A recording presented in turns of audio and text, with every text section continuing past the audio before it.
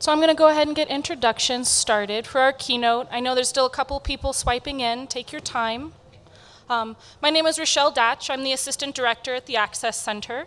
And I'm here to introduce our keynote speaker, Owen Kent. Owen is a writer, actor, local advocate in the Bay Area, but more importantly, he's a longtime friend of mine from our days at UC Berkeley. And when a mutual friend of Owen and I's told me about Owen's most recent project, I knew he had to be the keynote for this year's symposium. And this was over a year ago that I heard about this. And I hadn't yet asked Owen if he was going to do that or had time, but when I did get around to posing it to him, he graciously agreed to drive up 2 days from the Bay Area through rain and snow and probably lots and lots of lack of sleep. And he's here with us today. So most of what we have talked about at today's symposium has revolved around one of many components around disability in the media, whether that's around issues surrounding disabled actors getting disabled roles, or the good, bad, and ugly of the portrayal of disability in the media, or just the overall lack of inclusion of disabled voices in media. And Owen, being the overachiever that he is, kind of took all of that on in one huge project. And he's going to share his adventure writing, producing, and starring in his own movie. So please join me in welcoming Owen to the stage.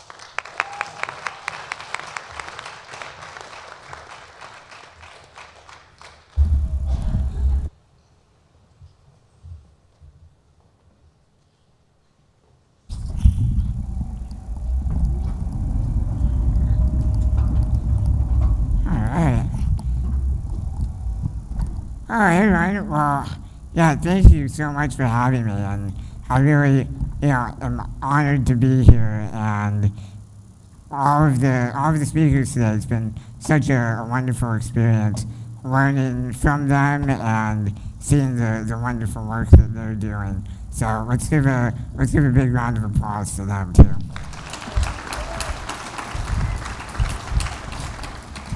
And none of this would be possible without Michelle and Danica's hard work and everyone else at the Access Center. We've been communicating for months and months, and it's so wonderful to have such a great turnout, and we really appreciate you all for coming. So let's give the Access team and yourselves a hand.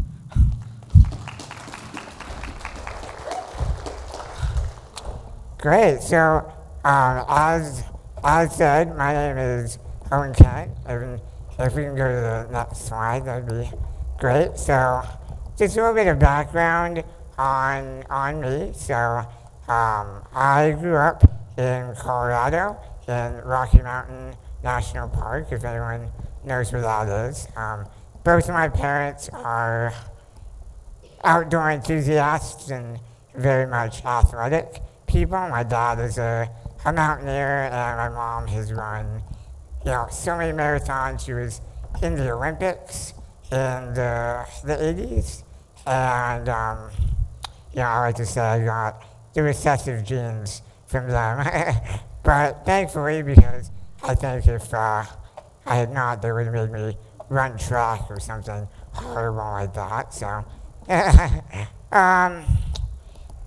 so following my time in Colorado, I graduated high school like a year early because I wasn't too happy, and I moved out to California to study at UC Berkeley, which is where I met Rochelle. And during that time, I originally was going to be studying mathematics. I got a lot of satisfaction from just knowing that there was a right answer to something. But the more I, studied and spent a lot of time isolated with my math textbook, I decided that was maybe not what I wanted to spend my time in college doing. So I took some time off and did some traveling. I actually went to Egypt. So there's a picture of me in the south of Egypt, and that was a really, really powerful experience that shaped it shaped a lot about how I view disability, and it gave me awareness to the state of affairs in the United States for disability, just because in so many parts of the world, disability is an incredibly different matter of life. There were a lot of experiences that I had there that were just really, really moving. Just people that do not have literally anything, and there are no supports. There are no really universities that are designed to enable and promote people with disabilities, especially. So that was a really powerful experience. So upon returning to Berkeley, I decided to reinvent myself. That's kind of what you do in California. And I went into film. So we can go to the next slide. So why storytelling? I think that humans are inherently social creatures, and I think it's just from the days of gathering around a fire to talk about hunting a woolly mammoth or whatever. We just tell stories, and that's our way of interacting with each other. And through that interaction, I think that we are able to learn a lot about each other, and maybe not in a strictly educational setting, like a lecture or a classroom, but something much more organic and fun too. Stories are fun, they are entertaining, and that is something that I wanted to use to, in a way, advocate for people with disabilities. I feel like I've been very fortunate personally, and as you'll see through this speech, a lot of this is just about me, which is great because that's my favorite topic. So no problems there. So keep in mind that to what I'm saying, this is very much my personal experience, and that doesn't necessarily represent other people with disabilities or even other people. So this is very much my experience. So with that in mind, I went and applied to the film and media studies at UC Berkeley.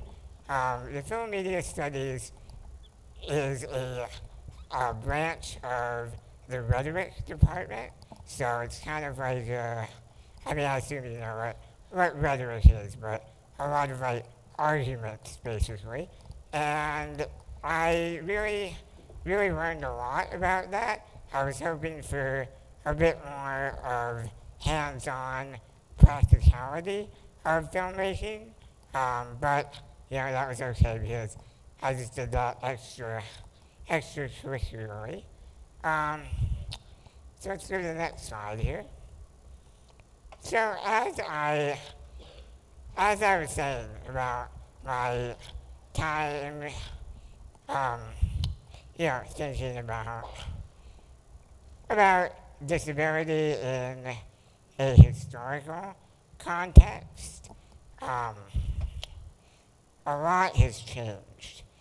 We can think about the disability rights movement in the 60s and 70s when people, largely in San Francisco, were fighting for physical access to governmental buildings. So there was something called the 504 protests, which was in San Francisco. It was a sit-in of a federal building, which was actually the longest occupation of a federal building, I think, to this date. And at that time, there were no ramps to get into this building because that was not part of the law. So you can imagine, coming back from Vietnam, having fought for your country, and you need to get a new driver's license. You actually have to get out of your wheelchair and physically crawl your way up to fill out a form. So it was really, really dehumanizing and really a problem, but people took it upon themselves to change this. And, because of that and other efforts around the country, the ADA was passed in 1990, which mandates accessibility. So that really was a big step in, physical access as well as, other ways of access too. That's not to say that that is perfect or that we're done fighting for access, because we're not. There's still a lot of problems, but when dissecting the problems associated with the societal implications of disability, I often like to remember that we have accomplished a lot, and I think it's important to not take that for granted. So in the media particularly, a lot have obviously changed. This is a poster from, I think, 1933. The movie was called Freaks, and it is about a sideshow on a circus, and all of the people on the sideshow had disabilities because in, the bygone era, circuses were a big employer for people with disabilities because that was how society was set up. It's a fascinating film, and it's very, very offensive, to be quite frank. But it's worth a watch. One other note that I hadn't heard brought up today, the slogan of this conference, "Nothing about us without us." For those of you that may have studied disabilities or have friends or family with disabilities, that's a saying that, it's kind of self-explanatory, but it means that in the advocacy process and beyond, you don't want to legislate change or recommend change without actually talking to people with disabilities. I think that happens quite frequently, is that people's voices are minimized or discounted, and that's not necessarily the best thing. So I think that in the media especially, it's important that we exercise that notion and exercise nothing about us without us, and we don't allow the media machine to produce content that is not in some way including or representing people with disabilities. Next slide, please. And at the end, we're going to have some time for Q&A, so save your questions for later. So while I was studying screenwriting at Berkeley, I was kind of put in a somewhat awkward position because I had these ambitions to actually write a film that would be produced and something that I thought would be, commercially valuable. So while studying, in this one book in particular from Sid Field, who's, I believe he's the chair of the UCLA film department, or used to be. This is in reference to character development, and one thing that you learn in film school is that film is a visual medium of communication. So you want to communicate to your audience through visual information as much as possible. So, in an ideal world, you wouldn't have your characters say anything. You would be able to know what they're thinking and know what they're feeling just from their representation, which is a double-edged sword because on one hand that has a lot of power to bring people's perceptions to new places, but there's also a negative side to it where Sid Field says that you can basically just, have someone limp and that is a representation that they're somehow emotionally crippled. So, I don't want to say too much bad about Sid Field because I learned a lot about screenwriting from him, but I definitely disagreed with this. And I feel like that this, visual rhetoric is a big hindrance to representation, especially because this is a book that screenwriters are given in their early years of training, and that kind of precipitates a foundation of ableism in their work. So I think the problem with Hollywood goes really deep, and don't get me started on Hollywood, but it's a terrible place. All right, let's go to the next slide. So one thing that I thought we could talk about that is a really interesting topic is the hero's journey. Does anyone know the work of Joseph Campbell? You can just raise your hand.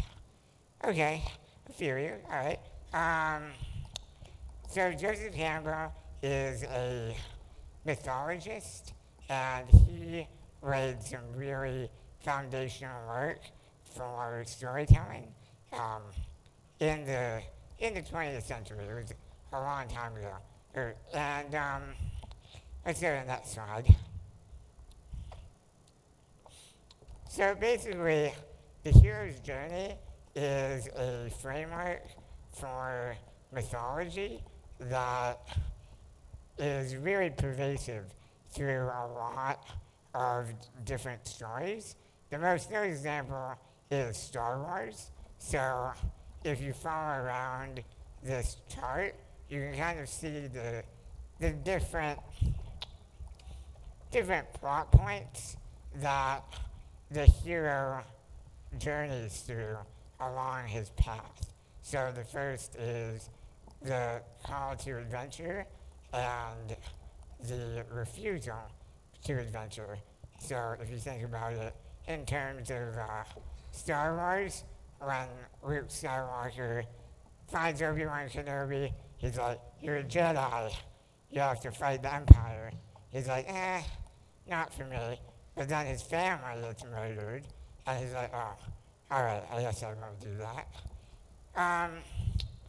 The reason why I bring this up is because in the helper stage, basically that's when the hero finds different companions to assist him or her on their journey. So again, in Star Wars, that might be the example of Luke finding Han Solo or Chewbacca, and they basically assist him in his adventure.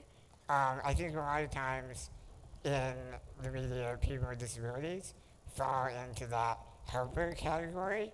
A great example brought up by the previous speaker was from Game of Thrones.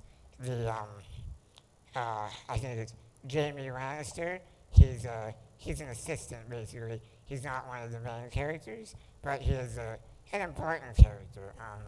And I think he's a really great representation of disability because while it informs his character, that's not the overwhelming aspect. So through my work, I aimed to bring the helper into the main character. So instead of having a person with a disability as a minor character, I wanted them to be a major character. Um, Other things that I think are really important about the hero's journey is that, well, it's about hero's journey, but also mythology in general, is that in myth, you're able to identify the societal values by providing a counterpoint to it. So basically, you are able to distinguish good from bad, good from evil, etc., by showing someone like Darth Vader, for example. Like, why is he evil? It's because our cultural values inform it as such. I mean, if we were in a dictatorship or an empire, we might feel very differently about Darth Vader and his work, but we don't, and we found that out through storytelling. So that's often called the dragon of the culture.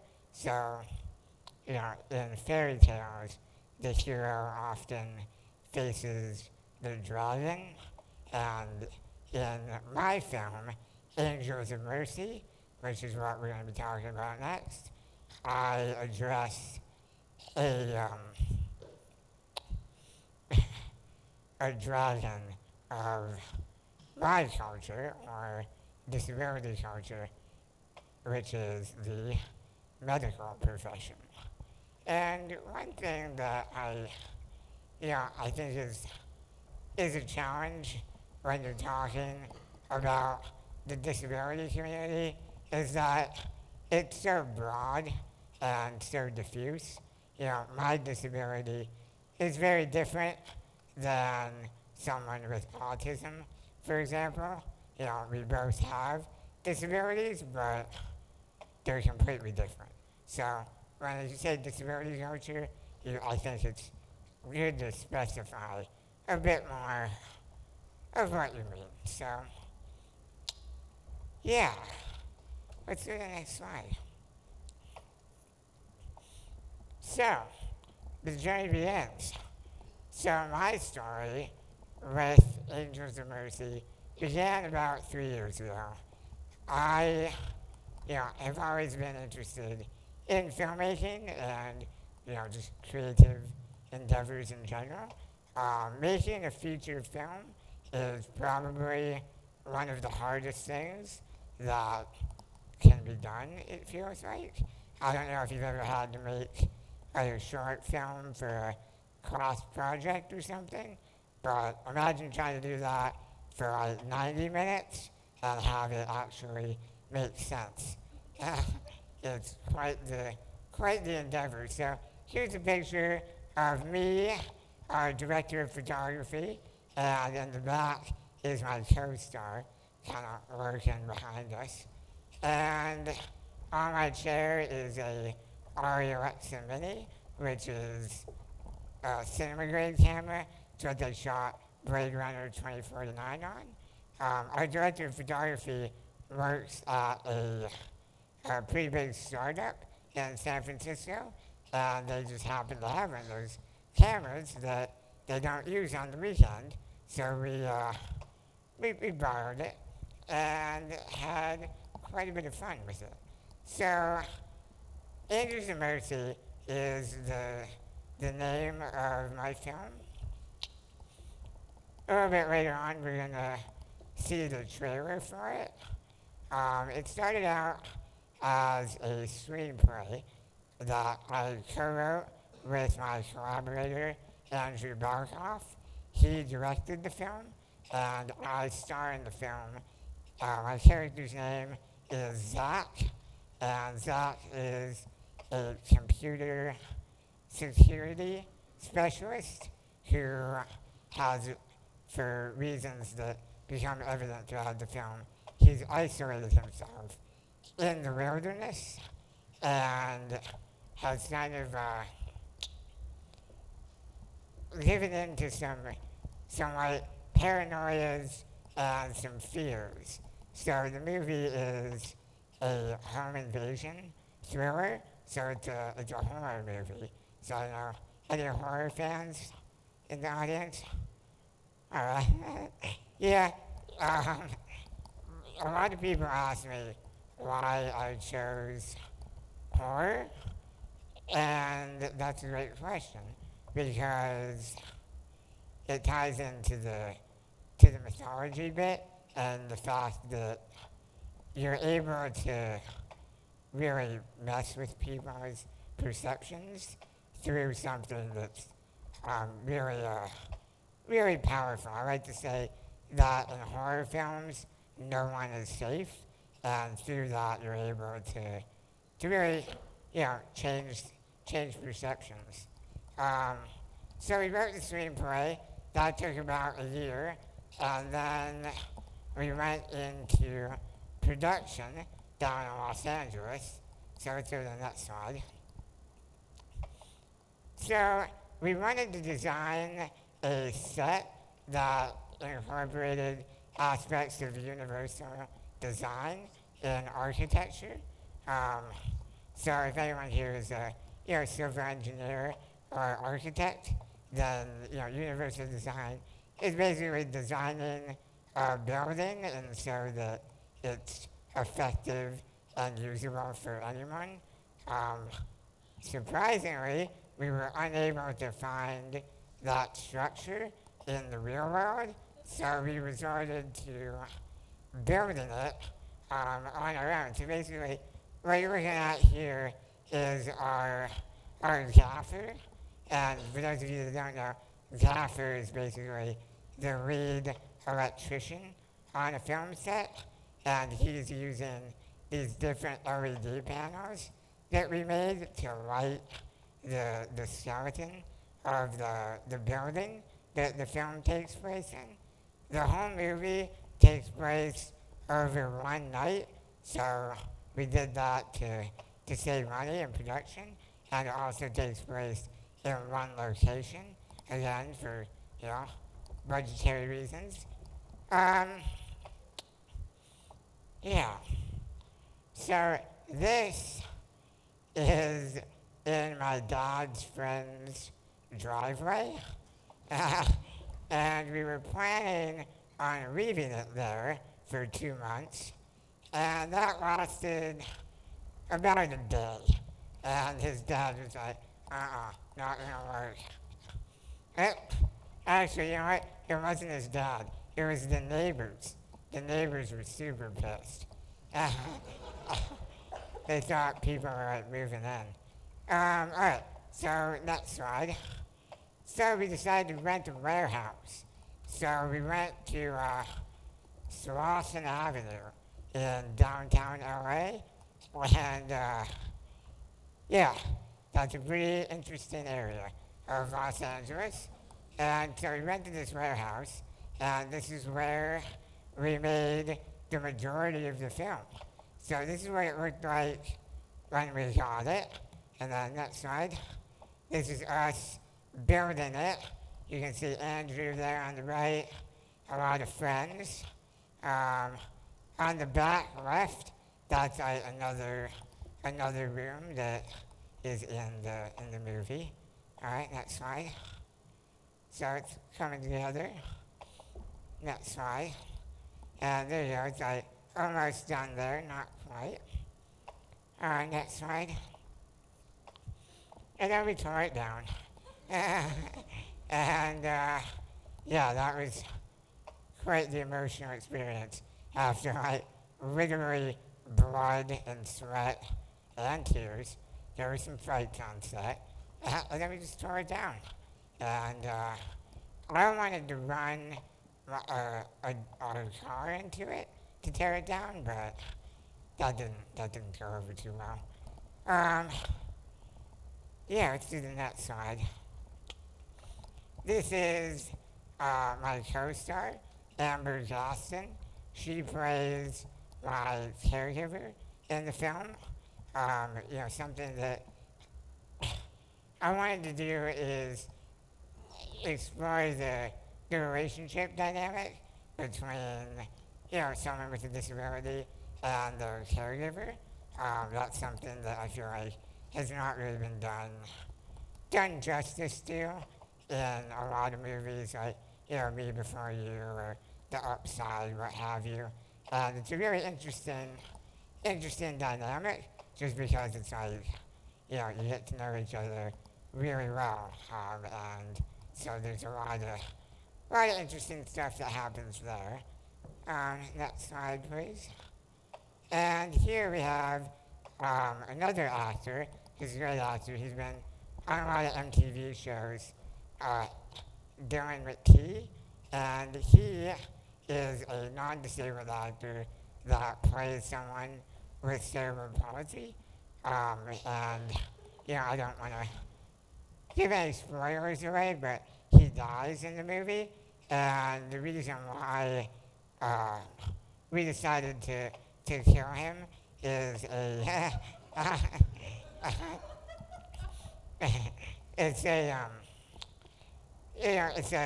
it's a symbolic gesture that by killing off the person that is an able-bodied person playing someone with a disability, we're kind of killing off that trend. So that was an intentional choice. Next slide. So one thing that I learned through the movie, and this is something that my dad told me, is that hardship is inevitable, but suffering is optional. So, what that means to me is that, life is not easy, I don't think, for anyone. So you can just accept that and move on and just try to deal with it, or you can, just like suffer through it and try to, get out of it. But that definitely, I thought about that quite a bit as we were filming, and literally everything went wrong that you can imagine.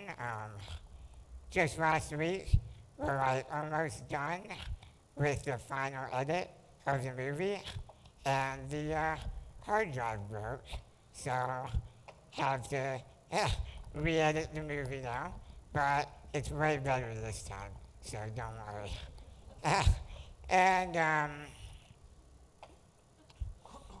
this is like part of the set in the movie, so my character has a hacker space where he works on electronics, so we call it the hack pad, and it's like a shot of that. One other hardship thing is that we had to rent an Airbnb for like a month in LA while we were filming the movie, and we were like, they have a accessible bathroom, right? So, oh yeah, absolutely, totally accessible. And they didn't. So when we were there,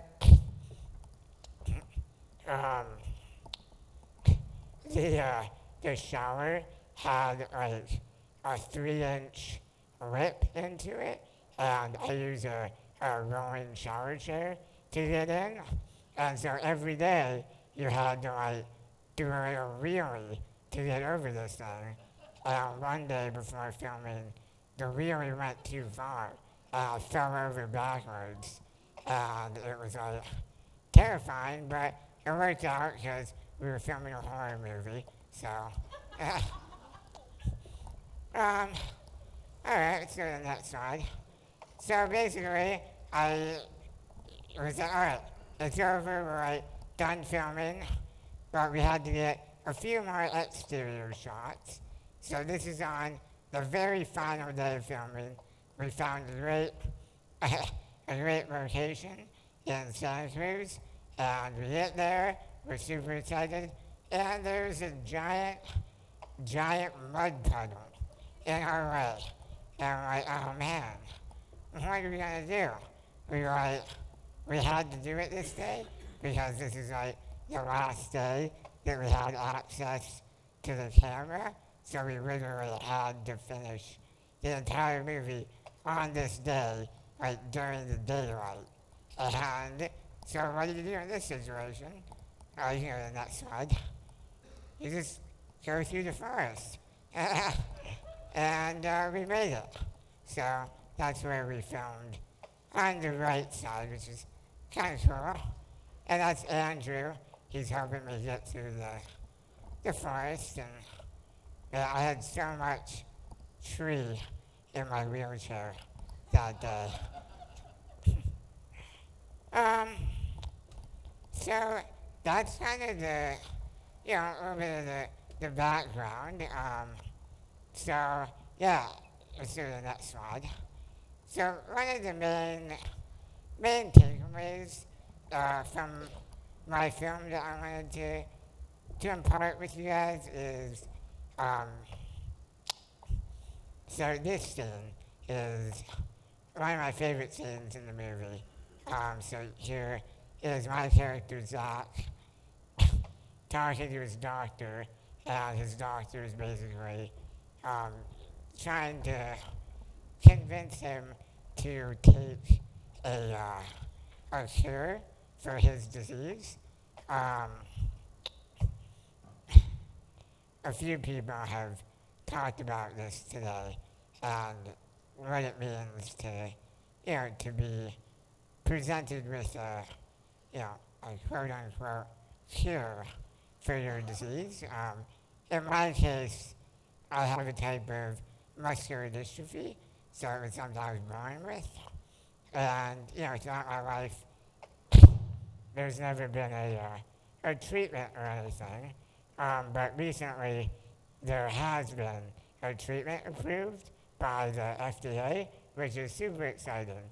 And, but it really got me thinking, the fact that I do identify as having a disability, like what does it mean that there's now, something that wouldn't necessarily cure my disability, but it would change my identity. And I think that, don't get me wrong, that I think that, I'm not saying that, like, medical treatments are bad or, I'm not an anti-vaccine person, but I am cognizant of the fact that when you are presenting a treatment or a cure for something that's so ingrained in someone's identity, there's going to be a lot of emotions that come up around that and a lot of conflict. So I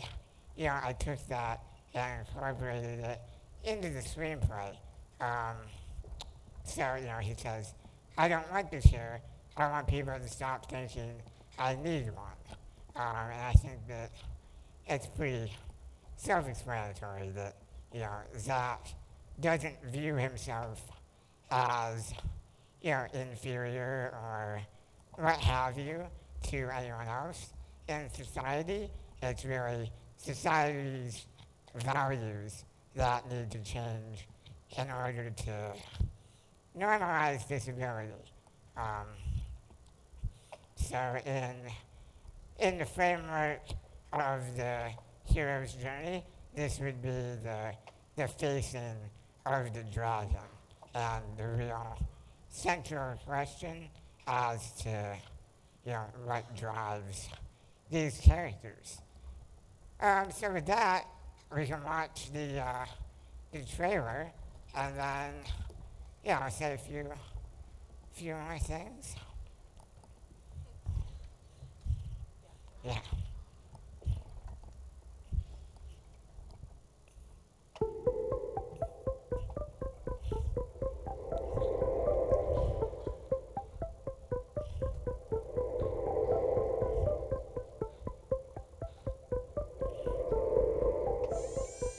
That's weird.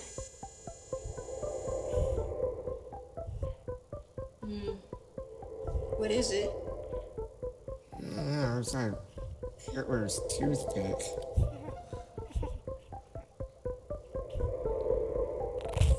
Well, tonight's my night off, so I called Phil.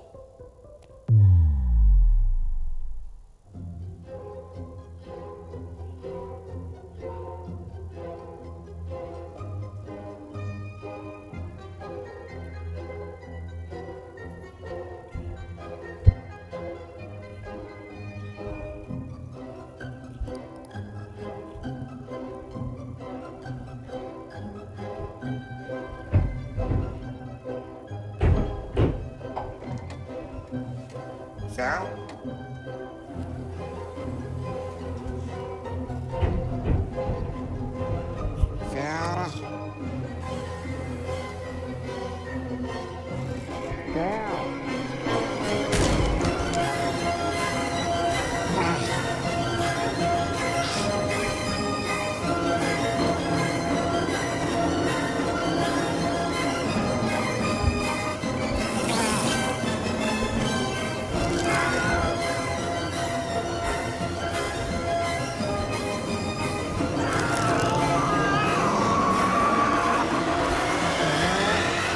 We're creating a better world.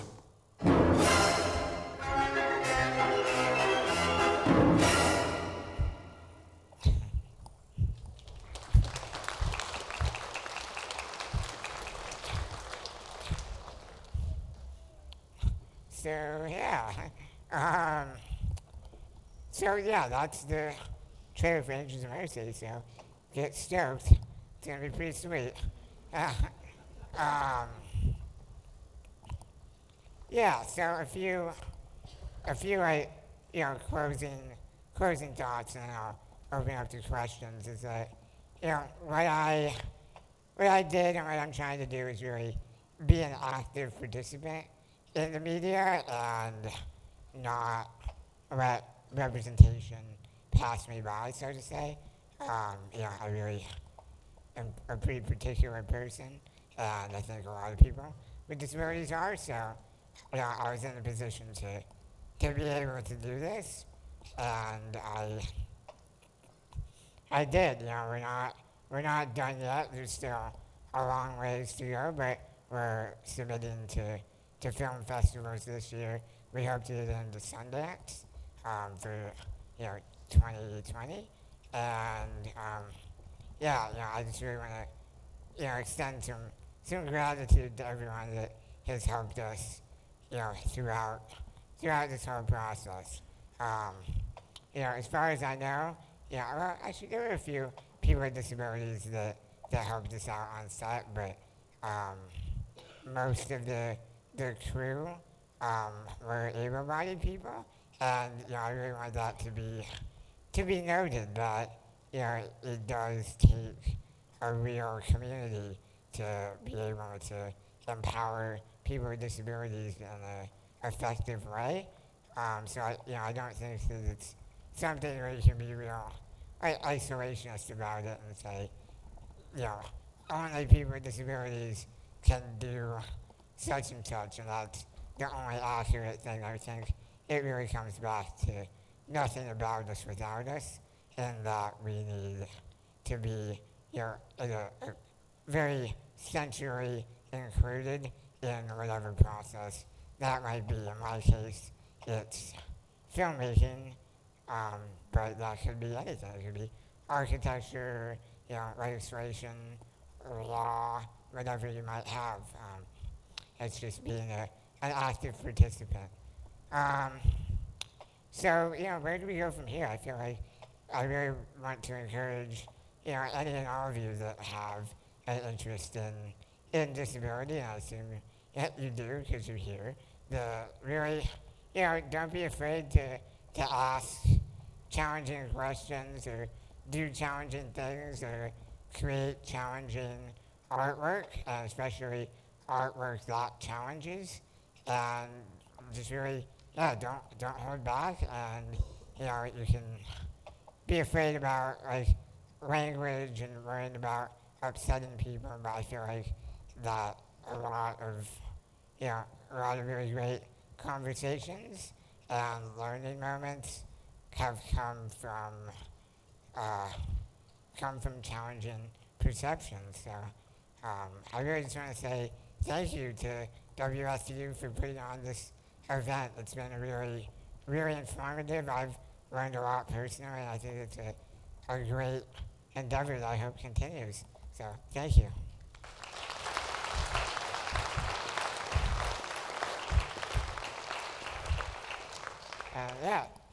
And feel free to ask any questions.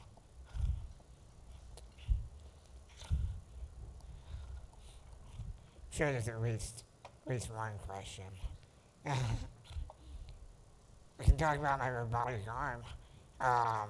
So this this I got for the movie actually. It's a piece of assistive technology made by a company in Canada called Keynote, and it's really quite cutting edge. I reached out to the company that makes it a couple years ago because I thought it was really important that my character in the movie have it, since he's a hacker and a maker. He would definitely have something like this. And I was like, hey, do you wanna give me one? And they're like, no, can't do that because they're like exorbitantly expensive, as you can imagine. But they did let me borrow one for a few months, and yeah, and then one of their other users actually passed away, and their family had seen some of my work, and they wanted to donate it to me. So this one is actually mine to keep, which is great. Yeah, I think I'm really into assistive technology too. I think that really empowers people with disabilities. A lot of the speakers today have talked about, like the representation, the symbolic representation of a wheelchair, and that it's actually something that empowers rather than inhibits. So for people with disabilities, a wheelchair isn't a bad thing. It's actually a good thing because it allows them to be active in the world.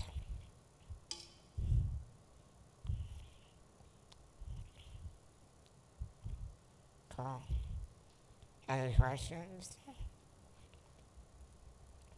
Yeah. I think, do you have a microphone or something?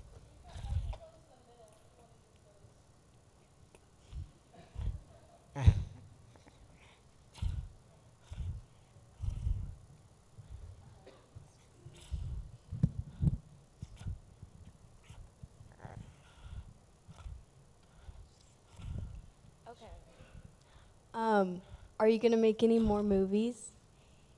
Yeah, maybe not for a while though. Yeah, yeah, this is really taking it out of me.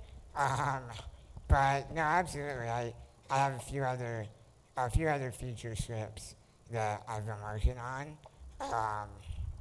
But yeah, I'm hoping that this movie does well on the festival circuit, and then for the next movie we can have a bigger budget and more explosions. So, so yes, I definitely do. Yeah. Okay, hi. I loved your trailer, by the way. I think what you're doing is really amazing. But I know you talked about like normalizing disabilities, and I just wondered like what that meant to you, or like what people can do better in terms of like normalizing disabilities. Yeah, well, thank you. Yeah, that's a really great question, and I wish I had a simple answer, but I don't. I think a lot of what makes disability challenging is that there's so many different types of disability, and each type of disability has different personalities. So what may be affirming and helpful to one person may not be to another person. So the best advice I can give is just to be like an empathetic human being, and just try to imagine like what that person may or may not be going through, and then just try to navigate your behavior around that. I don't think that there's a one size fits all. I mean, one thing, for example, is like when people see me at like an elevator or something, sometimes they offer like, oh hey, do you want some help pushing that button? And usually I do. Um, and it's like a friendly gesture. So that's something to me personally that I appreciate. That said, I think that another person might be offended or whatever, be like, oh yeah, I could do it myself. But I don't think that's a reason to not do it. I think just kind of being a genuine person, just saying like, hey, do you want any help, or just trying to think about what they might be going through. So that's half an answer, but in terms of, I guess like on a bigger scale, normalizing disability, I think that events like this, disability awareness symposium is really important because, we are simply making people aware of disability and aware of some of the, the highs and the lows of disability, and really, giving people an awareness that this is a life experience that a lot of people go through. Yeah.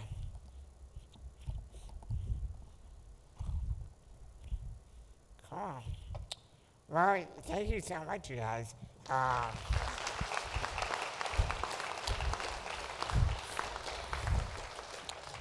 got my info on here if you want to connect on the internet.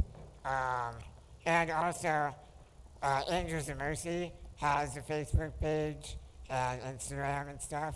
So just search for that, Angels of Mercy film. And thanks so much for your time.